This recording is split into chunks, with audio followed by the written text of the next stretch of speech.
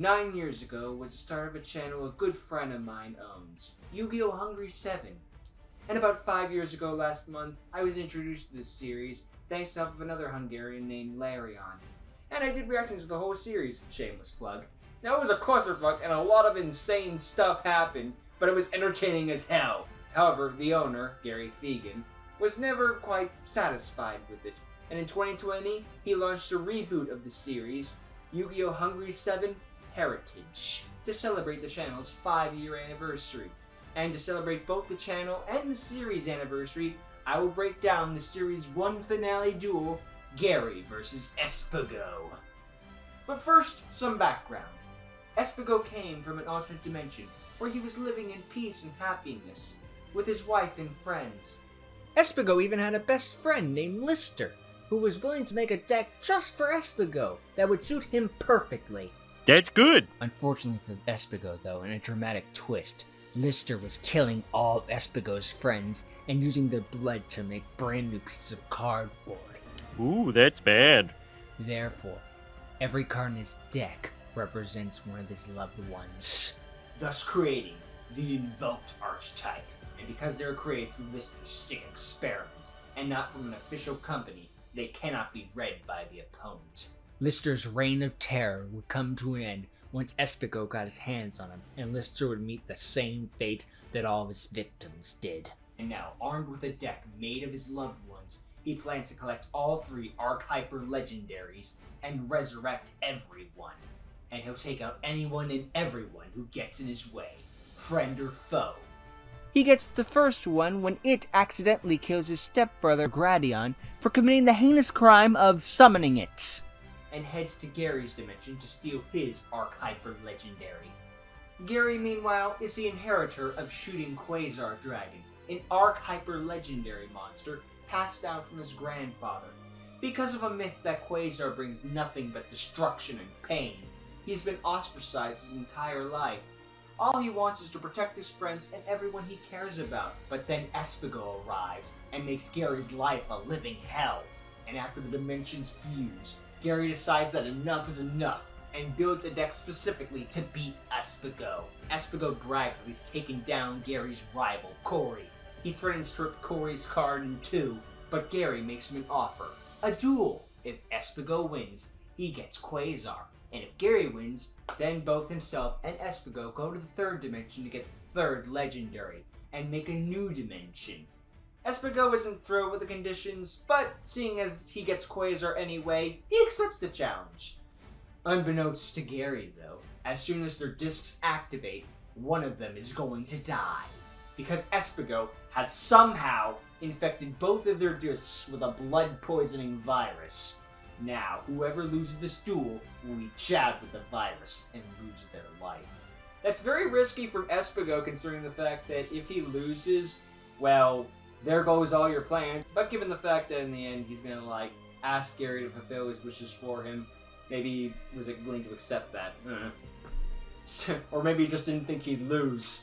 That's probably the case, though. But that's enough of the plot. If you want to know the full story, go watch the series in your own time. For now, let's jump into the duel. The duel begins and Espego lets Gery go first. Gery's opening hand consists of Tuning, Doppel Warrior, Starlight Junction, Stardust Phantom, and 1-for-1.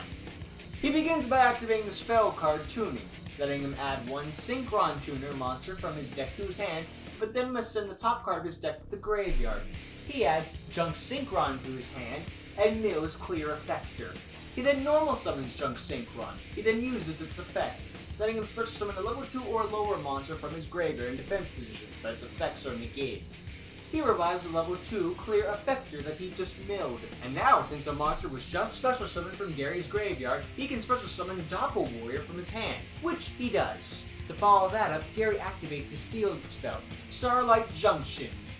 He then uses its first effect, attributing 1 tuner monster he controls to special summon a Synchron monster from his deck with a different level.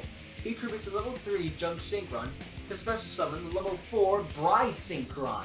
Gery then has his level 4 RWBY Synchron tune his level 2 Clear Effector and level 2 Doppel Warrior to synchro summon his ace monster, the level 8 Stardust Dragon. Doppel Warriors and Clear Effectors effects activate, since they are both sent to the graveyard as synchro material. So, going in reverse chain order, Clear Effector will let Gery draw one card, and he gets Pot of Desires.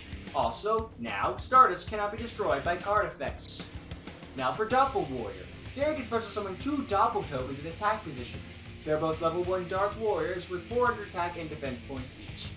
Still not done though, Gery activates his 1-for-1 spell, discarding a monster from his hand to the graveyard, in this case Stardust Phantom, to special summon 1 level 1 monster from his deck. He special summons the tuner monster Glow Up Bulb. Now, with all his combo pieces out of his deck, he activates Pot of Desires. By banishing the top 10 cards of his deck face down, he can draw 2 new cards. He gets Stardust Flash and Scrap Iron Scarecrow. Smart move by Gery by waiting to finish his big combo before using Desires. Because as we all know, what Desire's real effect is, banish all 10 of the combo pieces you need/want to draw, and then draw 2 more copies of Pot of Desires from your deck. And I'm convinced that's the exact scenario that happened to whoever in Konami makes the ban list, and that's why it was limited for a short while. And nobody can tell me otherwise! Anyway, Gery then tunes one of his level 1 Doppel tokens with his level 1 Blow Up Bulb to synchro summon the level 2 Synchro Tuner, Formula Synchron. And since Formula Synchron was synchro summoned, Gery can draw 1 card. He draws and gets Advanced Draw. Finally, he sets Stardust Flash and Scrap Iron Scarecrow face down and ends his turn. A very long and productive turn by Gery, as he makes clear what his plan really is. Wait for Espego to summon a strong monster, then use Formula's effect to synchro summon on Espego's turn. He plans to make Shooting Star Dragon, then use Starlight Junction's second effect. Because you see, if Gery synchro summons on Espego's turn, he can target 1 card in Espego's field and shuffle it back into the deck. Which is a very solid and logical plan. Let's see how it all goes wrong. It's Espego's turn. He draws, and his opening hand consists of Upstart Goblin, Lava Golem, Set Rotation, Murmur of the Forest, 1-for-1, and Homunculus the Alchemic Being. He begins by activating Upstart Goblin, giving Gery an extra 1,000 life points, and in return, Espego draws 1 card from his deck. He draws and gets Rare Gold Armor. Espego then shows his intelligence and threat level by doing something rarely seen by most duelists: reading his opponent's cards. Realizing the threat, he immediately tributes Gery's Stardust Dragon and Formula Synchron to special summon Lava Golem to Gery's side of the field, though this does mean that he can no longer normal summon or set monsters for the remainder of his turn. Annoyed by this, Gery immediately uses his set Stardust Flash trap card, which can revive 1 Stardust monster from his graveyard, so he revives his Stardust Dragon. Espego then activates his quick play spell card Set Rotation. This sets 2 field spells with different names into both players' field spell zones, so Gery's Starlight Junction is destroyed and replaced with Fusion Recycling Plant. Meanwhile, Espego's gives himself Magical Meltdown. Espego then activates his Magical Meltdown, which, on activation, lets him add 1 Alistair the Invoker from his deck to his hand. Following that up, he activates his spell card, Murmur of the Forest, letting him target a face-up monster the opponent controls and set him to face-down defense position. He sets Stardust Dragon, then all field spells on the field return to the hand, so he gets back his Magical Meltdown and Fusion Recycling Plant. He then activates his own 1-for-1, discarding 1 monster from his hand, Homunculus, to special summon Mystic Piper from his deck. He then activates Mystic Piper's effect. By triggering it, he can draw 1 card from his deck, and if that monster draws a level 1 monster, he can draw an additional card. He draws and gets the level 1 monster Sinister Serpent, so he then draws again and he gets Spellbook of Secrets. Espego activates Spellbook of Secrets, letting him add 1 spellbook card from his deck to his hand except another copy of itself. He searches Spellbook of Knowledge. Espego then activates Spellbook of Knowledge. Now by sending to the graveyard either a spellbook card or a spellcaster monster from his hand or field to the graveyard, he can draw 2 cards. He discards Alistair the Invoker and draws Moonmeter Shielding Invocation. Now, with all the pieces of his strategy together, he activates Invocation! This can be used to fusion summon monsters using materials from the hand. But if it's used to fusion summon an invoked monster, he can also banish monsters from the field and or either player's graveyards. So Espego banishes his own Alistair the Invoker and Gery's dark attribute Doppel Warrior to fusion summon the level 4 invoked Caliga in defense mode. Espego then activates Invocation's second effect By targeting his banished Alistair and shuffling Invocation back into the deck, he can add the targeted Alistair back to his hand. Next, he activates Fusion Recycling Plant. He loses its effect, discarding one card from his hand to the graveyard to add one Polymerization from his deck or graveyard to his hand. Since Magical Meltdown's Surge effect is a hard once per turn, and he's already used it for this turn, he discards it to add Polymerization to his hand. He then activates Polymerization, fusing the Alistair he just added to his hand with the water attribute Sinister Serpent in his hand together to fusion summon the level 6 Invoke Cocytus in defense mode. Somewhere a Duel Links player is screaming and they don't know why. He then equips Cocytus with the equipped spell Moon Mirror Shield. Now when Cocytus bows an opponent's monster, its attack and defense will become 100 points higher than the attack or defense of the opponent's monster during damage calculation only. Now one of Cocytus's effects is that it can attack while it's in defense position, so it attacks Gery's set Stardust Dragon. Gery chains though, activating his trap card Scrap Iron Scarecrow. This card negates Cocytus's attack and sets itself right back down to be used later. During his main phase 2, Espego activates one more quick spell to Cocytus, Rare Gold Armor. Now as long as it's equipped to Cocytus, Gery is only allowed to attack Cocytus. At long last, Espego ends his turn, but he still has one last card effect to activate, Fusion Recycling Plant's second effect.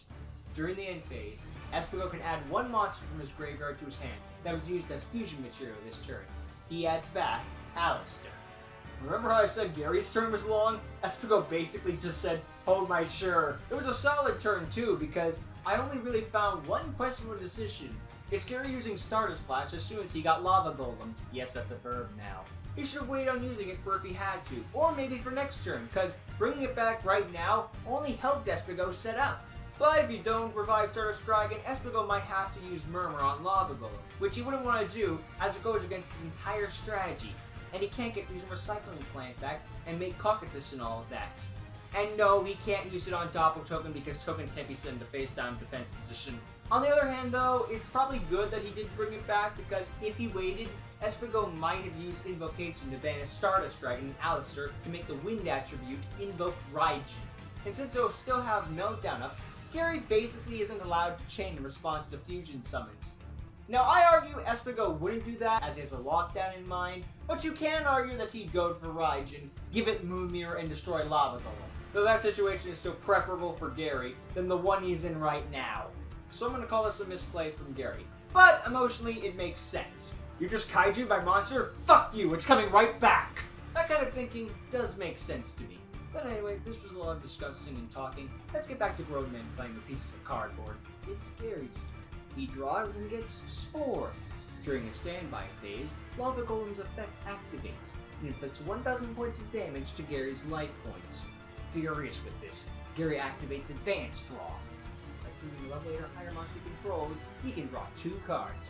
He tributes Lava Golem and draws Copy Plants and Dying Keto, the Cure Master. He then flips the Stardust Dragon, then normal summons the tuner monster, Spore. He then tunes his level 1 Spore with his level 1 Doppel token to Synchro summon a second copy of the level 2 single tuner, Formula Synchron. He then tries to activate Formula's effect to draw a card, but he can't. Why not? Because of Caliga's effect. Each player can now only attempt to activate one monster effect per turn, and Lava Golem's effect to burn, counted as Gery's one effect per turn. Also, each player can only attack with one monster during each battle phase. Not letting this break him, Gery tunes a level 8 Stardust Dragon with a level 2 Formula Synchron to Synchro summon the level 10 Stardust Warrior in attack mode. He can't do anything more about Espego's lock though, so he's forced to end his turn there. It's Espego's turn. He draws and gets Wonder Wand. He normal summons Alistair the Invoker. Alistair's effect activates. If it's normal or flip summon, Espego can add one invocation from his deck to his hand. He then equips Alistair with the equipped spell Wonder Wand, giving him an extra 500 attack points. Then Espego activates Wonder Wand's second effect, sending the wand and the equipped monster to the graveyard to draw 2 cards. He draws and gets Monster Reborn and an Unknown card. This card is never seen and is just used as discard fodder for later, and all we know is that it's a monster card. So I'll say the card is a card he used in his last duel, Electric Virus. Its effect is useless to him for the moment now anyway, so it fits.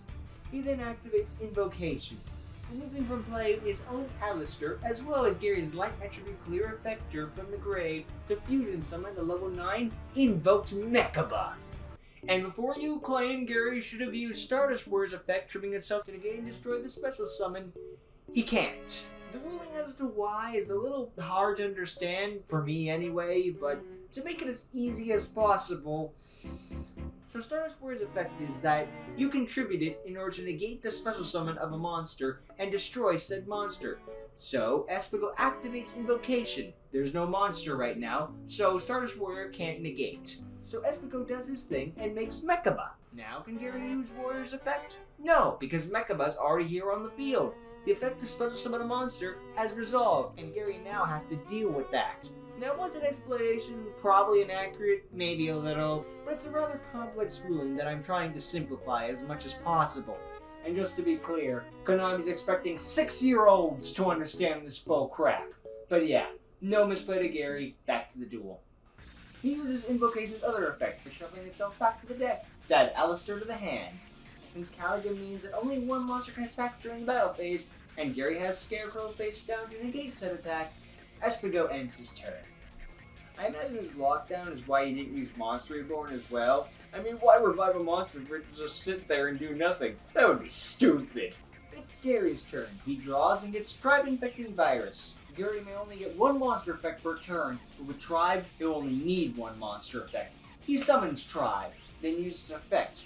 By discarding one card from his hand and declaring a card type, all monsters of declared type will be destroyed instantly.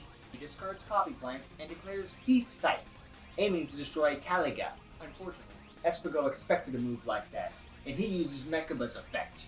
When the opponent activates a card effect, he can discard one card from his hand of the same type in order to negate and banish the activated card. Since Gery is using a monster effect, Espego can discard his monster, Alistair, in order to negate and banish Tribe-Infecting Virus. Gery calls bullcrap on this lockdown, but can't do anything about it. So he ends his turn. It's Espego's turn. He draws and gets Lost Wind. He immediately enters his battle phase and has Cockatus attack Stardust Warrior. In response, Gery activates Scrap Iron Scarecrow to negate the attack.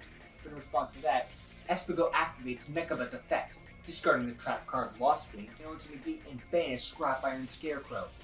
Cockatus' attack continues, and it wins with Moon Mirror Shield's effect. Gery takes 100 damage. Warrior's effect activates though. Since it was destroyed by battle, Gery can special summon one level 8 or lower Synchro monster with Warrior in its name from his extra deck, and that special summon is treated as a Synchro summon. So, he pseudo-Synchro summons the level 6 Stardust Charge Warrior. Now since it was technically Synchro summon, Gery is supposed to be able to draw one card from his deck. But he doesn't, due to Caliga's effect. During his main phase 2, Espego activates Monster Reborn to revive a monster from either player's graveyard. He revives his own Homunculus, the Akamic being in defense mode, so it can sit there and do nothing. Misplay to Espego here. Why use Monster Reborn now? I mean, Homunculus' effect is that once per turn it can change its own attribute. So maybe Espego is planning to save it for later and fusion summon with it. But really, as we'll see later, this was just a waste and just doing something for the sake of doing it. It's a waste of a Reborn too. Why not revive Gery's Stardust Dragon? Or Stardust Warrior for that matter? I know they don't fit your theme, but they're still beat sticks. Not to mention this is gonna botch the script later, but yeah, misplay Espego. Moving on, it's Gery's turn. He draws and gets Shooting Star. Gery starts by trying to use Glow Up Bulb's effect from his graveyard. He sends the top card of his deck to the graveyard to try and special summon it. Espego shuts this down though, using Mechaba's effect. He discards Electric Virus in his hand to negate Glow Up Bulb's effect and making Gery mill for nothing. You never find out what the milled card is, so I'll just say it's in the copy of tuning. Frustrated, Gery sets Shooting Star face down and ends his turn. It's Espego's turn. He draws and gets an unknown card. Once again, we only know it's a monster card, so I'll say it's Magical Exemplar. He immediately enters his battle phase and has Cockatus attack Stardust Charge Warrior. However, this is just the opening Gery was hoping for, as he activates his trap card, Shooting Star. Now, because there's a Stardust monster in the field, Gery can target one card on the field and destroy it.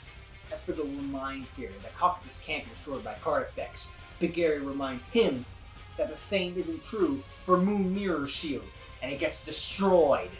And when Moon Mirror goes to the grave, Espego must pay 500 life points, then decide if it goes to the top or bottom of his deck. He selects bottom. Why? Well, I imagine he already has a new plan in mind, and Moon Mirror's Shield won't help at all, so ultimately it would just be a brick at that point. Regardless though, Cocytus is still forced to attack. And here's the thing about Cocytus, it's not a super heavy samurai, so it's attacking using its attack points, which are 1800. So Cocytus and its equipped rare gold armor are destroyed, and Espego takes 200 damage. Espego ends his turn. It's Gery's turn. He draws and gets Unibird.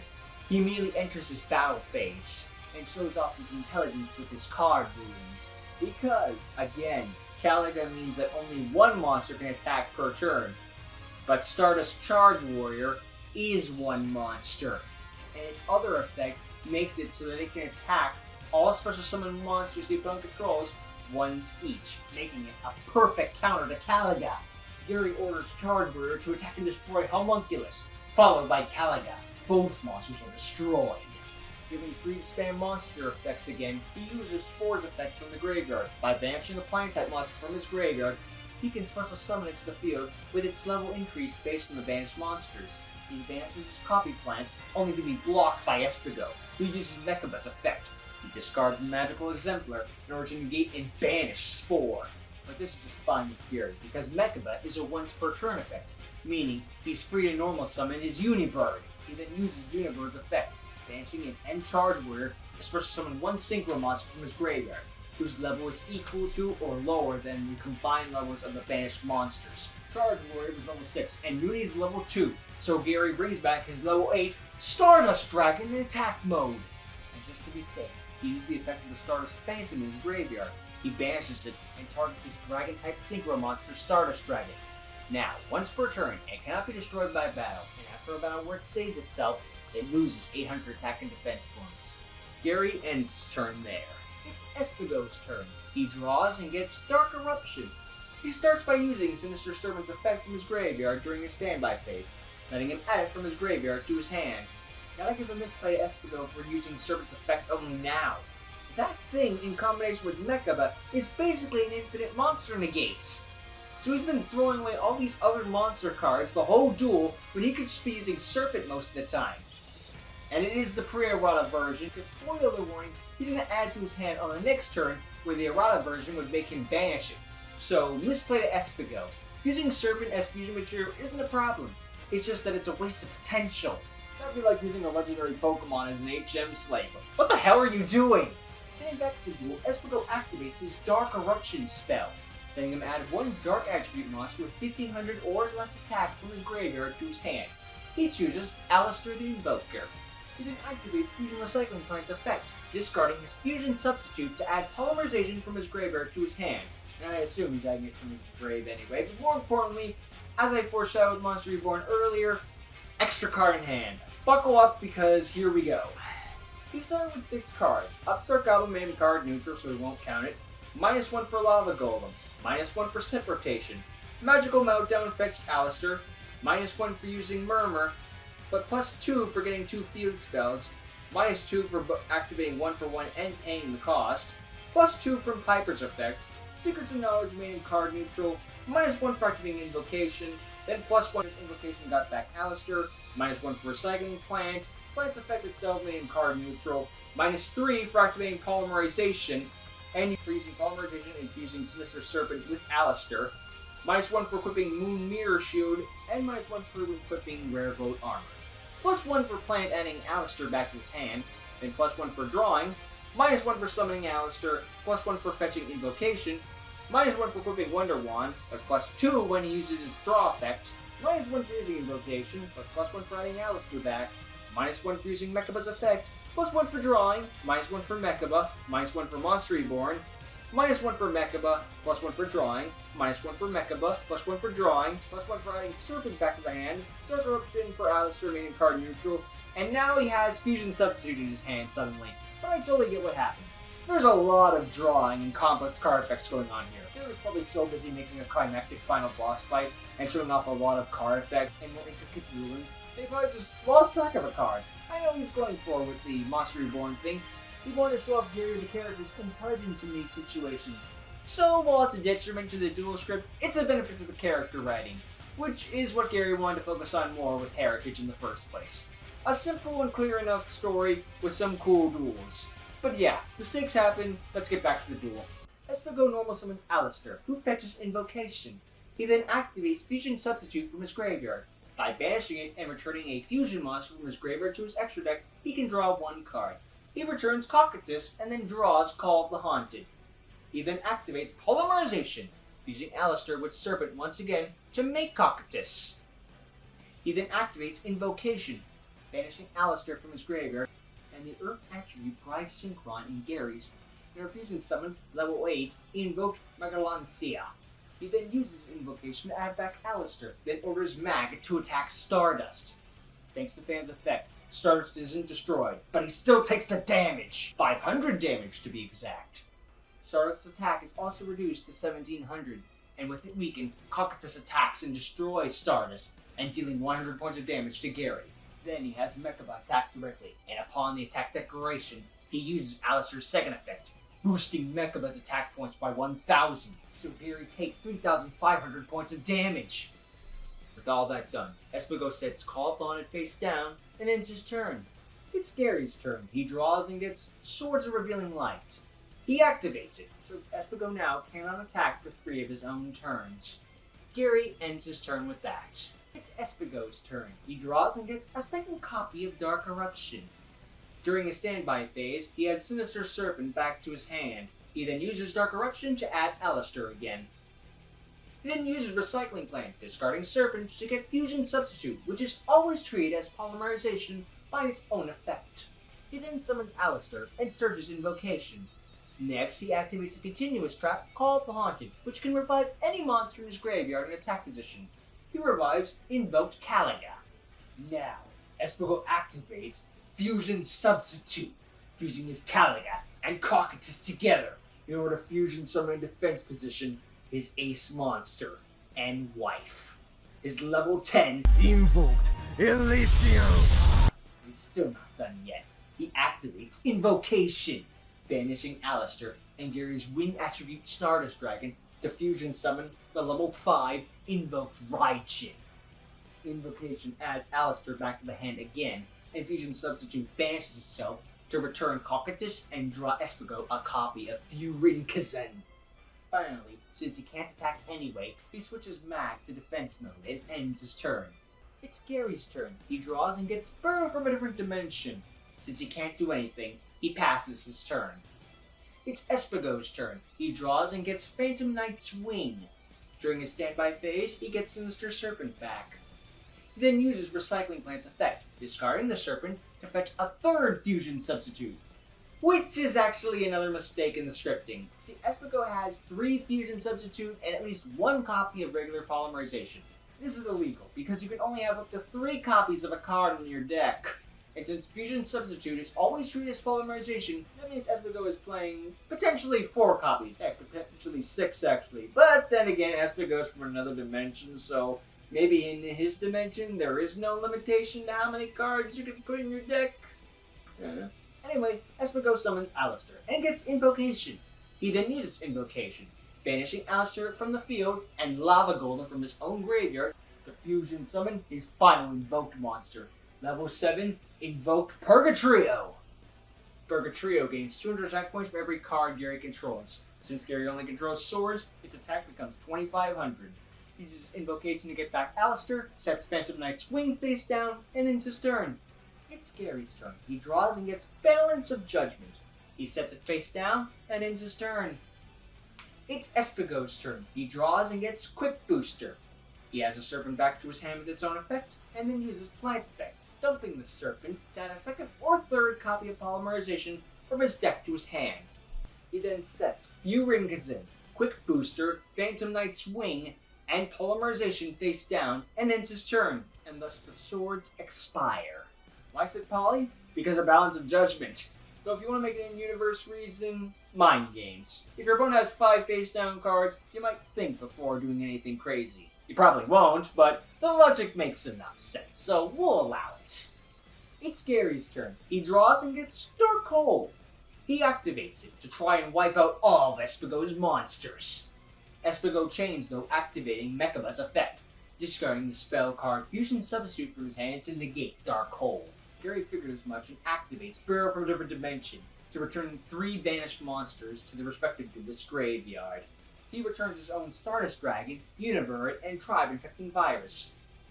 He then activates the last card in his hand, Diane Keto, the Cure Master, giving him an extra 1,000 life points. He then activates his trap card, Balance of Judgment. Because Espego controls more cards in the field than Gery does on both his hand and the field combined, Gery can draw cards equal to the difference. Espego has 11 cards, so Gery draws 10 cards, because Balance of Judgment counts as one of those cards. Those 10 cards are Tuning, Monsterborn, Cockadoodle-Doo, Spiritual Swords of Revealing Light, Reckless Greed, Necroid Synchro, Nobleman of Crossout, Shrink, and 2 unknown cards. We'll just say they're Quick Draw Synchron and Tuningware. He activates Tuning, searching Junk Synchron and milling Credit Point Squid Drozera. He then summons Junk Synchron, and with its effect, revives level 2 Squid Drozera.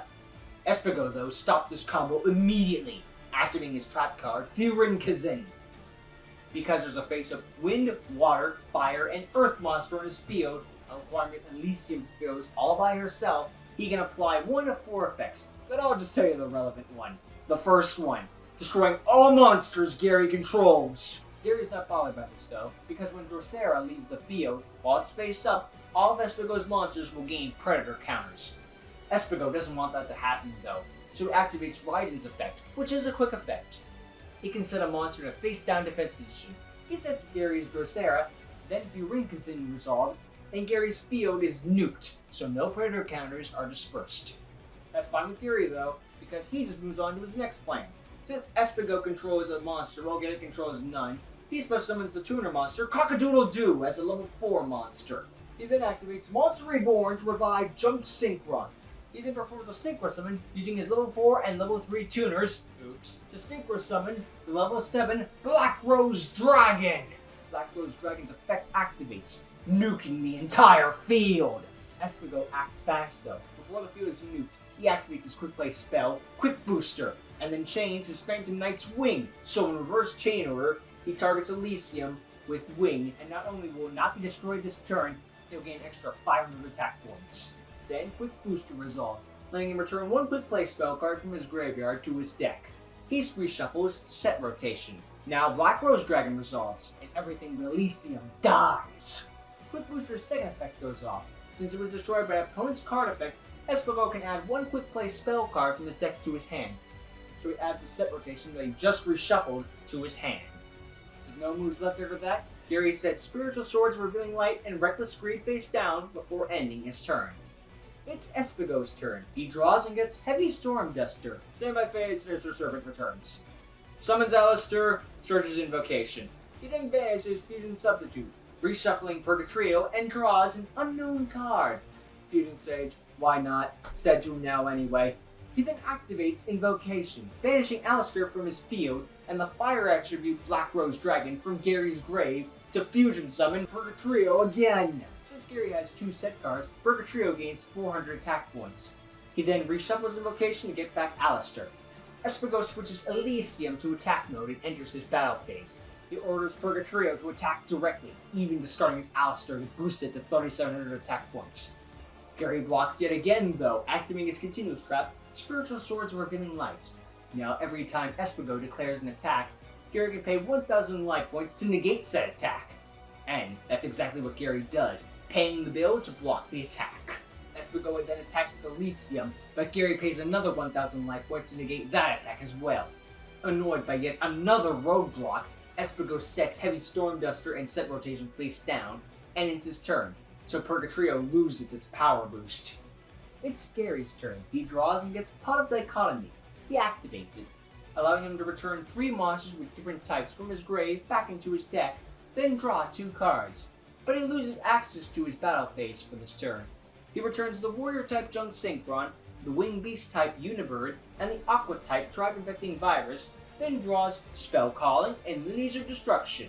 He then sets Spell Calling, Lineage of Destruction, and Necroid Synchro face down before ending his turn. Why set a spell card? Bluff. We'll just go with that. Now, since Gery has 5 cards in the Spell and Trap Zone, Purgatrio's attack points are 3,300, but it won't for long because Espego activates Heavy Storm Duster, and he can destroy 2 spell or trap cards Gery controls. So he destroys Spiritual Sword of Revealing Lights and Spell Calling. Though, because Spell Calling was destroyed by an opponent's spell or trap effect, Gery can set 1 quick play spell card from his deck to the field. He sets Rush Recklessly. It's Espego's turn, and the penultimate turn of the duel. He draws and gets an unknown card. We'll say it's Book of the Law. He's out of invokes in his extra deck anyway, so it's another brick. He immediately enters his battle phase and attacks directly with both of his monsters. Gery blocks though, using the Spiritual Swords of Revealing Light's second effect. By banishing it, Espego cannot attack directly for the rest of the turn. Espego sets his Sinister Serpent face down and ends his turn. It's Gery's turn, and the final turn of the duel. He draws and gets an unknown card. All we know is that it's a field spell, so we'll just say it's a second copy of Starlight Junction. Fearing that Espego's last face down card is set rotation, and that the field spell he drew will just be removed, Gery decides to go all or nothing. He activates his trap card Reckless Greed, letting him draw 2 cards, but his next 2 draw phases will be skipped. He gets Fissure and Berserker Soul. Now he activates Fissure to destroy Espego's monster with the lowest attack points, so Purgatrio is snuffed out. Then, Nobleman of Crossout is activated, banishing a face-down monster Espego controls, so the snake is stabbed. Next, he activates his set Necroid Synchro. Now, by banishing 1 tuner monster and at most 2 non-tuner monsters, he can special summon 1 Stardust Synchro monster from his extra deck, whose level equals the combined levels of the banished monsters, though the summoned monster's effects are negated, and this special summon is treated as a Synchro summon. He banishes the level 2 Formula Synchron and the level 8 Stardust Dragon to Sparkling Synchro summon a brand new boss monster, the level 10 Stardust Chronicles Spark Dragon. He orders Spark Dragon to attack Elysium, then activates quick play spell Rush Recklessly, boosting his attack points by 700. Elysium and Spark are both destroyed, and now that it's in his graveyard, Spark's other effect can be activated, which it does, and Gery can special summon back a banished Dragon Synchro monster.